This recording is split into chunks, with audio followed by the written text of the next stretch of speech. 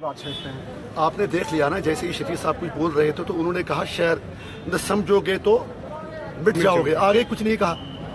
तो जावेद साहब उठे और कहा कि आप ही बताओ। मैंने कहा अगर दम है आप में, मैंने कहा इसमें कौन सा खर्चा लगता है, शहर सिर्फ इतना है समझोगे तो मिट जाओगे, हिंदुस्तान वालों तुम्हारी दास्तान न होगी दास्तानों में। तो उसके बाद आपने देख लिया ये सारे मुझे बरस पड़े और उन्होंने ये तक कह दिया कि इंजीनियर रशीद को चौराहे में फांसी देनी चाहिए।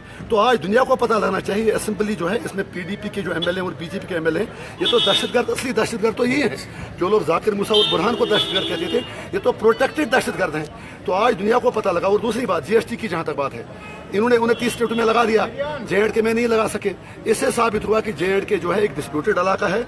मैंने इसीलिए फ्लोर ऑफ द हाउस में कहा, जो आपने भी देख लिया कि मोदी तेरे हाथों में वो लकीर नहीं है, कश्मीर तेरे बाप की जागीर नहीं है। तो इस पर गुस्सा क्यों? अगर मोदी की जागीर होती, बिहार, राजस्थान, नागालैंड की तरह कश्मीर भी हिंदुस्तान का ऐसा होता, फिर तो जीएसटी लग गया होता। लगा क्यों नहीं सकते हैं अगर उन्होंने अपनी मां का दूध पिया है?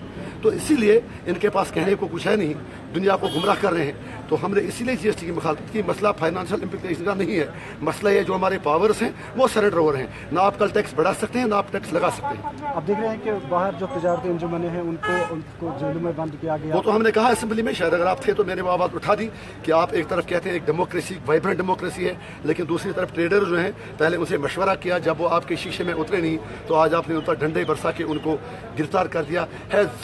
जुर्म ज़ईफ़ी की सजा मर के मफाजात। गुलामी में ऐसा ही होता है, हम यहाँ पे गुलाम हैं, लेकिन हम मरते दम तक यही कहेंगे सब नारों पे एक ही बारी, हक हमारा राय शुमारी। हमने इसीलिए बीजेपी वालों से कहा कि श्यामा प्रसाद मुखर्जी का जो हशर हुआ वो चीज़ याद रखो, कहीं आपका और आपके साथियों का भी वही ना हो। सर, दिल्ली में जेटली जी कहते हैं कि 8 तारीख तक लागू हो, इसका मतलब कि दिल्ली से पहले जनाब अच्छा हुआ, वो अभी करने लागू कोई फर्क नहीं पड़ता। कम से कम दुनिया गूंगी बहरी हिंदी नहीं है ना, उनको तो पता चलेगा कि New Delhi is ruling J and K at the barrel of the gun.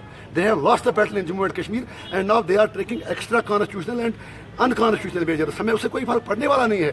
इससे तो जो कश्मीरियों की तारीख मज़ाहिमत है वो पूरी दुनिया को पता चलता है कि कश्मीरी हक बात बोलते हैं। हम निकले थे फैरन मांगने के लिए, सर्दी लग रही थी, ये हमारा कच्छा भी उतार रहे हैं, मतलब जो हमारे पास था वो भी ले रहे हैं। गए थे नमाजें बख्शिश गले में पड़ गए रोजे, वही बात है। लेकिन अब उल्टा बात इन पर ऐसा पड़ेगा इनको नानी याद आ जाएगी। Thank you.